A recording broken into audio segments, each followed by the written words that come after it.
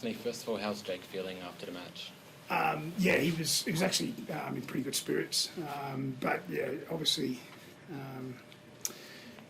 it was really sad sight to see him concussed there. And, it's the second one in probably in the last month, I think it has been. So yeah, no, a lot of concern for Jake, but he's up and about. But obviously he'll definitely miss next week, and we need to look after his welfare. He was a big loss. Were you proud of the way the rest of the forward pack stood up tonight? Yeah, I was really proud of the whole group. Yeah, not just the forwards. I thought, it was a really gritty win, tough win. I thought we were really good defensively. So yeah, I was really proud. And obviously Jake's our leader, particularly in and around our D. So to have him missing, it was really good fighting spirit by us. Daly, we hear about it a lot, but how does it actually help a half playing behind a dominant pack like they were tonight? Yeah, the boys were fantastic tonight. To be fair, the Cowboys played a really good game tonight and made us work for everything. That first 40 minutes we were coming out of our own end, felt like for most of that half. So we had to do a lot of work. We had a lot of defence on our try line. So going in at half time, we took a lot of confidence out of the way we played, even though everything hadn't gone our way. So I think that second half, as Steve said, across the board, we started to find some quick play of the balls. We started to put the ball into the corner, and off the back of that, we sort of built pressure and got some rewards late. So overall, really good game, strong performance from the forwards standing up in Jake's absence. So a lot to be proud of tonight. And Anthony, how do you get Tom more involved in the game? He had a pretty quiet night by his standards.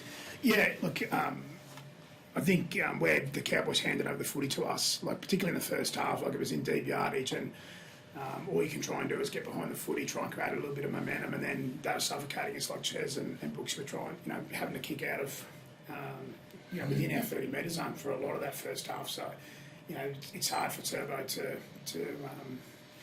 use his weapons when, come off the try line like that. And one of the things he did really well tonight, although he wasn't happy with some aspects of his attack and his involvement, he was outstanding defensively. Like his line organisation, his movements at fullback were elite, and that's the part that I was really proud of with Turbo. So again, he'll continue to work hard, which he always does, and he'll continue to bring his weapons with his attack. But we need the right field position for him too, and Cowboys do a great job, as Ches said. Yeah, Cowboys have been one of the hottest attacking teams for the last month or so. Yeah. How did you keep them to one try?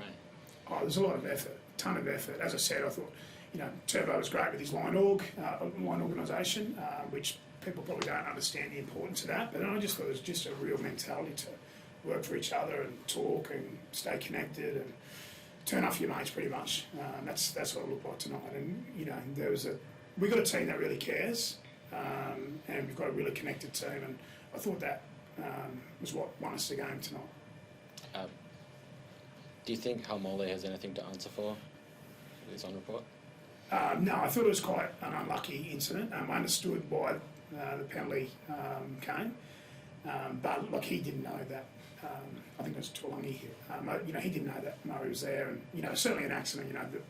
He was trying to fight in the tackle and got in a weird sort of position there. So there's certainly no malice to it at all. And I think it was penalty for sufficient.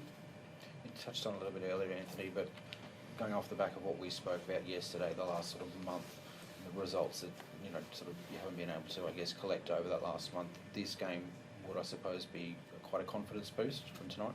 I think 2 of our last 3 games have been really good in some respects. A good win against the Panthers away and a good win against the Cowboys away. So, look, we've played Sharks twice on that time, and they're a pretty fair side, and they've been, unfortunately for us, too good for us both those occasions. But we haven't been too far away. There's been periods in games where we've been really good. We just needed to do it for longer, and I thought tonight we defended for. You talk about full 80 minutes defensive effort. It was genuinely a full 80 minutes of effort and turn off your mates. So, we'll keep fighting really hard, and I'm really, as I said, really pleased and proud that we've been able to come up here and play against a really good side and get a result. And what do you make of Ben Trbojevic? He looked pretty good out there. Yeah, but that was probably Ben's best game, for the season. I think Benny's been really improving. He's working hard on his game, and so it's really pleasing to see some things that he's worked on a train and come to fruition in the game. So yeah, really pleased with Ben tonight. Daly, there's a couple Queensland hopefuls in the Cowboys halves tonight. Do you think with the likes of Dearden and Purdue, the Maroons are in safe hands sort of into the next 5-10 years? Yeah, definitely. Tommy in particular has played some amazing footy the last couple of weeks, the last month.